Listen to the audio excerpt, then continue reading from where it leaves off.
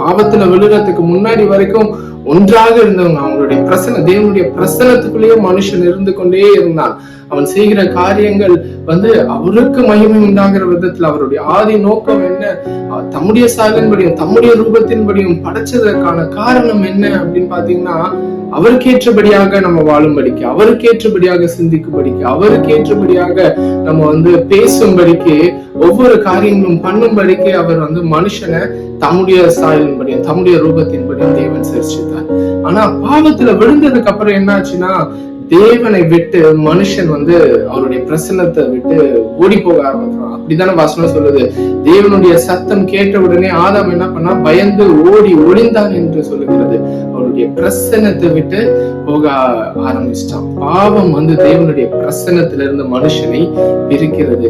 அவருக்கு ஏற்றபடியாக வாழ விடாமல் மனுஷன் என்ன பண்ண ஆரம்பிச்சிட்டான்னா, சுயத்துக்கு ஆரம்பிச்சிட்டான். தன்னுடைய மகிமைக்கு ஏற்றபடி வாழ ஆரம்பிச்சு விட்டான்.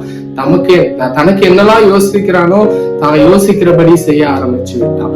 நிறைய நேரத்துல இன்னைக்கு நம்ம உலகத்துல பார்க்கிறோம்ல, சம்டைம்ஸ் நம்மளுடைய வாழ்க்கையும் நம்ம அதுக்கு ஏற்றபடியாக சிந்திக்க கூடியதாக இருக்கிறது.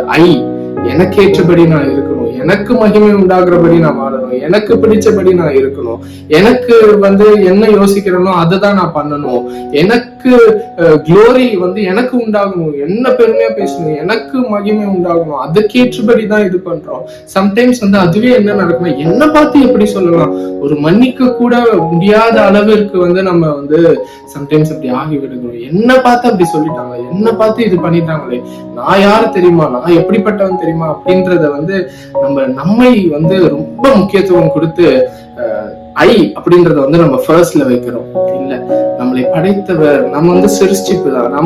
நம்மளை சிருஷ்டித்த தேவன் அவர் நம்ம எப்படி கிரியை பண்ணணும் என்றால், அவருக்கு ஏற்றபடி நம்ம வாழ வேண்டும், அவருக்கு மகிமை உண்டாகிறபடி வாழ வேண்டும்.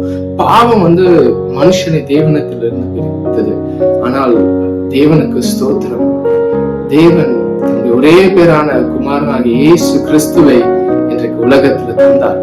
அவர் தந்து அந்த பிரிவினையை அவர் ஒன்று சேர்த்தார். இயேசு கிறிஸ்துவின் மூலமாக மனுஷனுக்கு பதிலாக அவர் மனுஷன் ஏற்றுக்கொள்ள வேண்டிய தண்டனையை இயேசு கிறிஸ்து அவர் தம்மீது ஏற்றுக்கொண்டார். பாவத்தின் மூலமாக என்னெல்லாம் மனுஷனுக்கு போய் சேரணுமோ அது எல்லாவற்றையும் இயேசு கிறிஸ்து தம்மீது ஏற்றுக்கொண்டதன் மூலமாக இன்றைக்கு இயேசு கிறிஸ்துவின் மூலமாய் எந்த மனுஷனும் தேவனோடு ஒப்புரவாக முடியும், தேவனோடு வாழ முடியும், அவருக்கு ஏற்றபடி நாம் வாழ முடியும். இந்த நாள்ல